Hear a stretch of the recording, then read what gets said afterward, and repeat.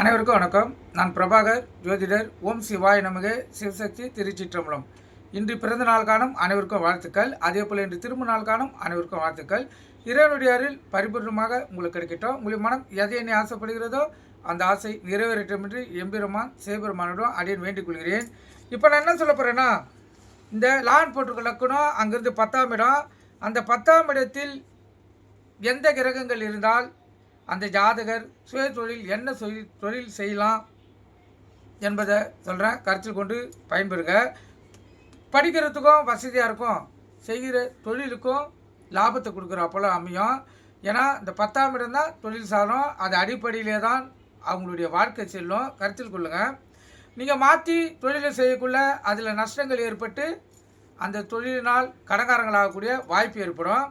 இப்போ லான் போட்டுக்க லக்கணம், அங்கிருந்து 10ஆம் இடத்தில் சூரியன் இருந்தால் அந்த ஜாதகர் ஆணாக இருந்தாலும் பெண்ணாக இருந்தாலும் ஆசிரியர், நீதிபதி, வக்கீல், கல்வி தொழில், அரசு உத்தியோகம், இன்ஜினியர் இது போல் அமைப்புகளை செய்யலாம்.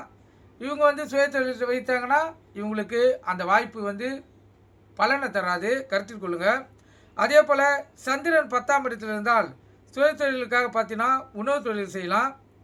ஆசிரியர், அதே போல் உணவு அமைச்சர், அரசு தொழில், வியாபாரம், விவசாயம் செய்யலாம். இதில் செய்தால் அவங்களுக்கு நல்ல லாபத்தை தரும் அப்படின்னு சொல்கிற கருத்து கொண்டு பயன்பெறுங்க.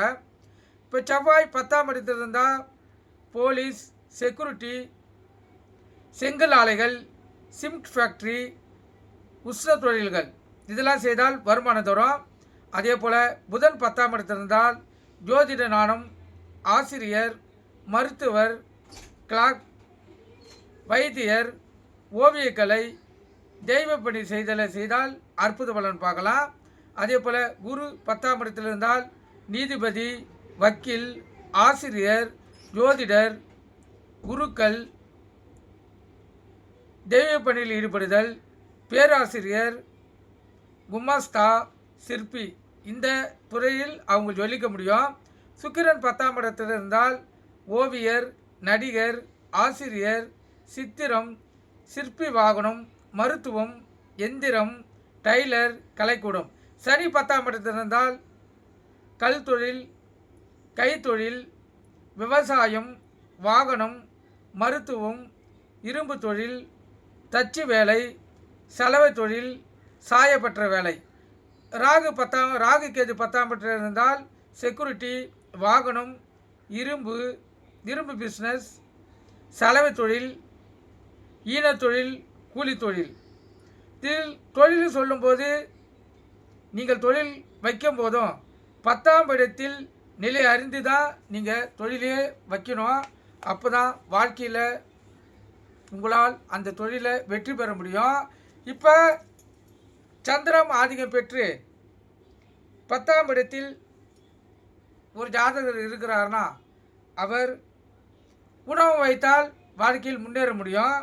அதை விட்டுட்டு அவர் இப்போ வேறு என்னாச்சும் பில்டிங் கட்டுறா போல் சிமெண்ட் தொழில், செங்கல் சூளை தொழில் அது போலலாம் செய்தால் அவருக்கு நஷ்டத்தை ஏற்படுத்தும்.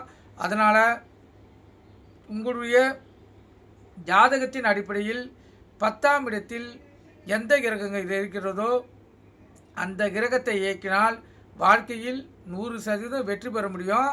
சொந்த தொழில் ஜெயிக்கலாம்.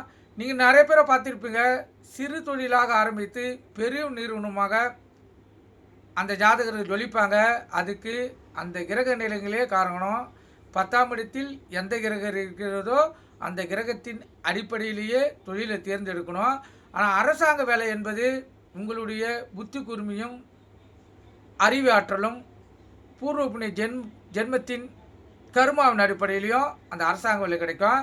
அரசாங்க வேலை என்பது பொது வேலை, சொந்த தொழில் என்பது நம்மளுடைய சுய வேலை.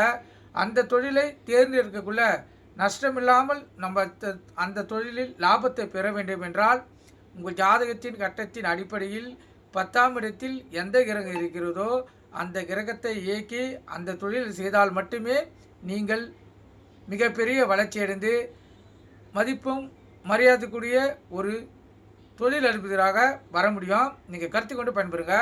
நன்றி, வணக்கம், வாழ்க வளமுடன்.